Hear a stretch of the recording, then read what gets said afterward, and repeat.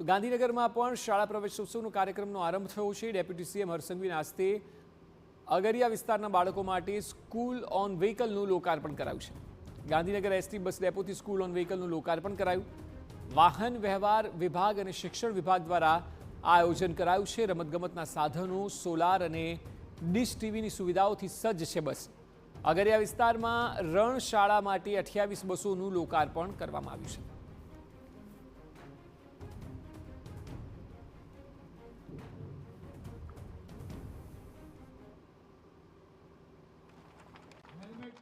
મદદ કરશો ખરી? બધા એક સાથે હા કે નાખો।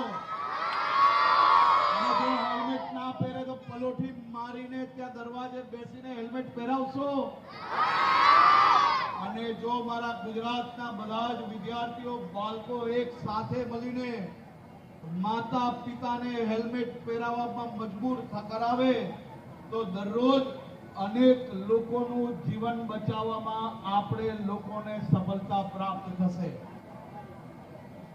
અને તમારી મદદથી મને પાક્કો વિશ્વાસ છે કે આવનારા દિવસોમાં અડાલજમાંથી આવતા જતા લોકો હેલ્મેટ વગર નજરે નહીં પડે। તમે જો હેલ્મેટ પહેરાવી લેશો તો પોલીસની કામગીરી બી ઓછી થઈ જશે અને કોઈ પાવતી આપવી નહીં પડે। એટલે એ બચત બી આપણા ઘરમાં થશે। કારણ કે પોલીસને પાવતી મહત્વની નથી, એ પરિવારજનોની સુરક્ષા મહત્વની છે।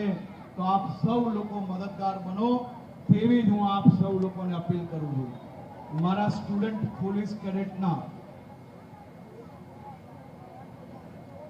સૌ વિદ્યાર્થીઓ નહીં પણ સ્ટુડન્ટ પોલીસ કેડેટના તમે સૌ અધિકારીઓ,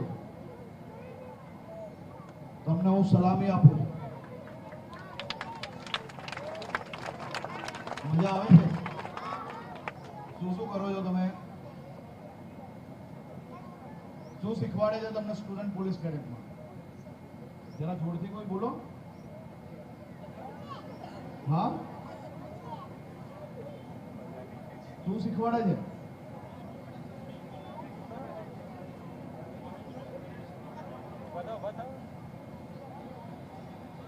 જોરથી બોલો।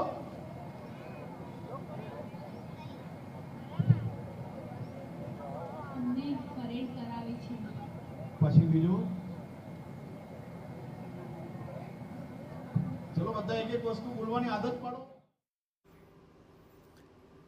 તો વાહન વ્યવહાર વિભાગ અને શિક્ષણ વિભાગ દ્વારા આયોજન કરાયું છે, જેમાં ડેપ્યુટી ચીફ મિનિસ્ટર એ પોતે હેલ્મેટનું મહત્વ પણ સમજાવી રહ્યા હતા અને બાળકોને અનોખી રીતે તેમની સાથે સંવાદ કરી રહ્યા હતા, જેમાં તેઓ પણ પાર્ટિસિપેટ કરે, બાળકો પણ સંવાદ કરે તેમની સાથે તેવો આગ્રહ તેઓનો મંચ પરથી જોવા મળ્યો। એક હળવા અંદાજમાં તેઓએ ભાષણ કર્યું।